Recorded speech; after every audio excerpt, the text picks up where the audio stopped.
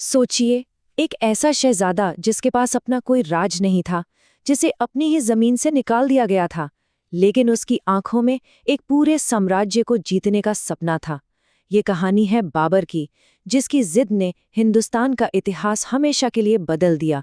तो चलिए इस जबरदस्त सफर को थोड़ा और करीब से जानते हैं। ये सवाल जितना सुनने में सीधा लगता है उतना है नहीं। असल में ये एक पहेली है। ये कहानी सिर्फ तलवारों और तोपों की नहीं है, बल्कि ये कहानी है हिम्मत की, जबरदस्त प्लानिंग की और सही वक्त पर सही मौका पहचानने की। तो कहानी की शुरुआत होती है एक ऐसे नौजवान राजकुमार से जिसके नाम के साथ तो शाही खानदान का टैग था, लेकिन उसका अपना भविष्य बिल्कुल धुंधला था। नाम था ज़हीर उद्दीन मोहम्मद बाबर। साल 1483 में जब उसका जन्म हुआ तो दुनिया ऐसी थी जहां सत्ता किसी के हाथ में टिकती नहीं थी, बिल्कुल रेत की तरह फिसल रही थी। और उसकी रगों में तो दो दो महान विजेताओं का खून दौड़ रहा था।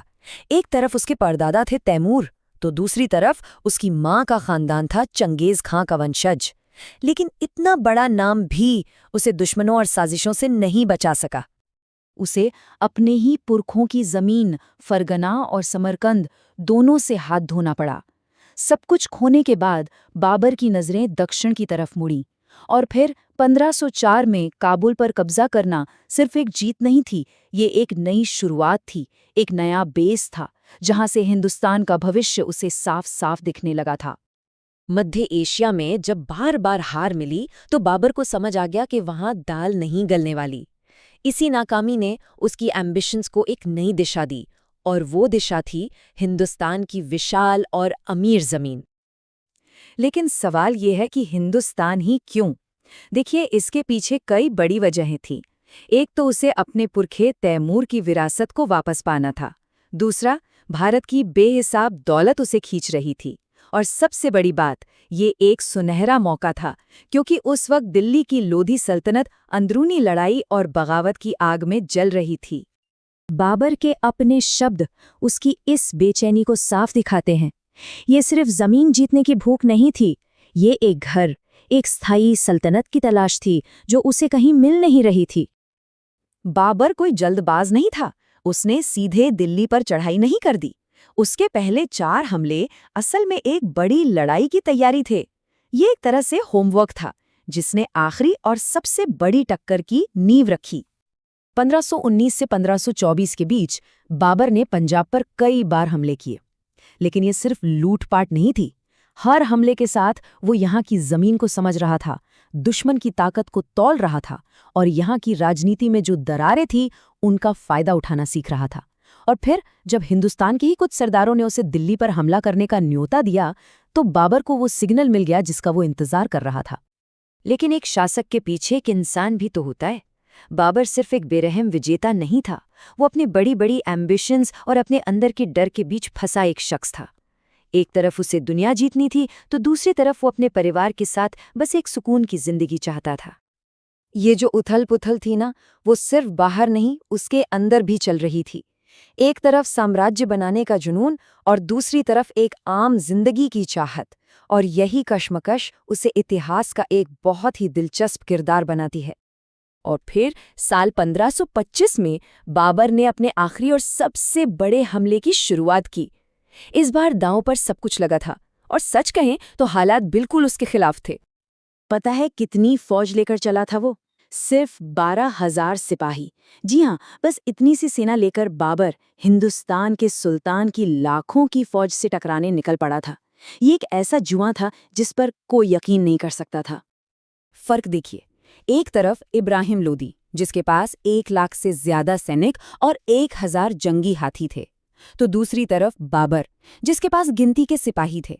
लेकिन बाबर के पास एक ऐसा हथियार था जो हिंदुस्तान के लिए बिल्कुल नया था, जबरदस्त रणनीति और बारूद उगलने वाली तोपें।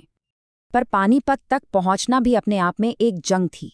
जरा सोचिए, उसकी सेना को हिंदुस्तान के मुश्किल रास्तों से गुजरना पड़ा। घने जंगल, जानलेवा गर्मी, जहरीले सांप और ऊपर से भारी भरकम तोपें जो कीचड़ में धंस जाती थीं। ये सिर्फ ताकत की नहीं, बल्कि हिम्मत और सब्र की भी परीक्षा थी। अब सब कुछ बस एक दिन पर टिका था, पानीपत के मैदानों पर हिंदुस्तान का अगला मुकद्दर लिखा जाने वाला था। 21 अप्रैल 1526 इतिहास में ये तारीख हमेशा के लिए दर्ज हो गई। यही वो दिन था जब बाबर की मुट्ठी भर सेना ने इब्राहिम लोदी की विशाल फौज को सीधी चुनौती दी। तो सवाल ये है कि बाबर ने ये नामुमकिन काम मुमकिन कैसे कर दिखाया? जवाब है उसकी जबरदस्त रणनीति में।